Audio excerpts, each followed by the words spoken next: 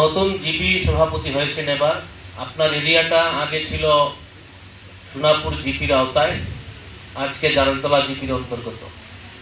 ওনার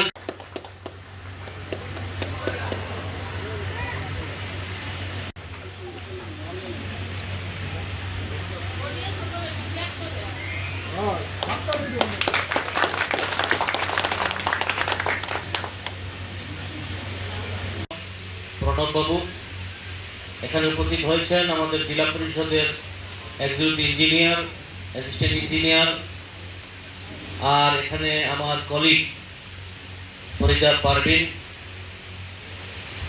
আর এই ব্লকের সমস্ত স্টাফ।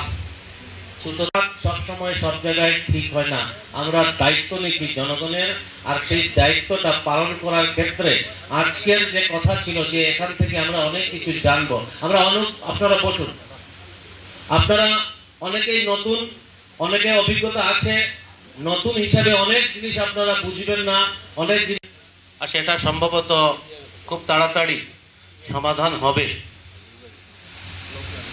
ওনাকে একটু সময় বেশি ওনার ব্যাপারে বললাম এই জন্য যে উনি আমার নিজের জিপি সভাপতি, আর তার জন্য আমার জিপির সভাপতি বসার জায়গা নেই, অফিস নেই, এটা তো হয় না। খুব তাড়াতাড়ি সেই হিসাবে অলরেডি স্যাংশন হয়েছে, যেরকম সেরকম উনিও জেলা পরিষদের ক্ষেত্রে ডিসির সমতুল্য। আর আমার মনে হয় উনি বিগত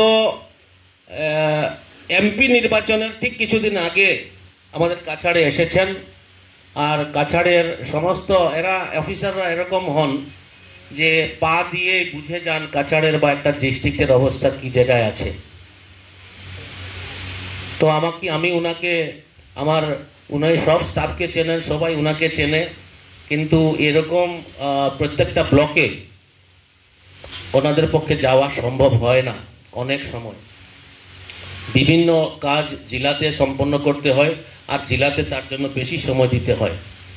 আমি আপনাদের কাছে আশ্বস্ত করব যে এরকম সভা নয়, আমি সিইও ইঞ্জিনিয়ারকে নিয়ে আপনাদের কোনো জায়গায় কোনো কনস্ট্রাকশনের ক্ষেত্রে হোক বা ডেভেলপমেন্টের ক্ষেত্রে হোক কোনো ধরনের অসুবিধা যদি হয় কোনো জায়গায়, সরাসরি ওনাকে আমি নিয়ে ব্লকের জায়গায় জায়গায় যেতে পারবো, এবং এটা উনার মাধ্যমে মাসে হয়তো নাও পারতে পারি, 2 মাসেও না পারতে পারি, 6 মাসে কমসে কম একজন অফিসার আমার সঙ্গে যাবেন।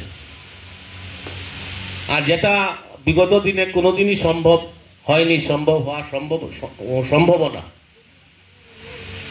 আমরা এই যে জেলা পরিষদ বা এই যে ব্লক অফিস বা জিপি অফিস,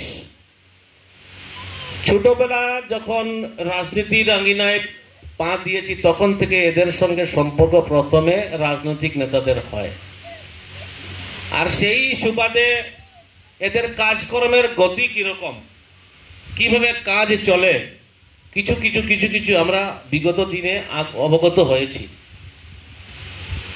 আর যারা এখানে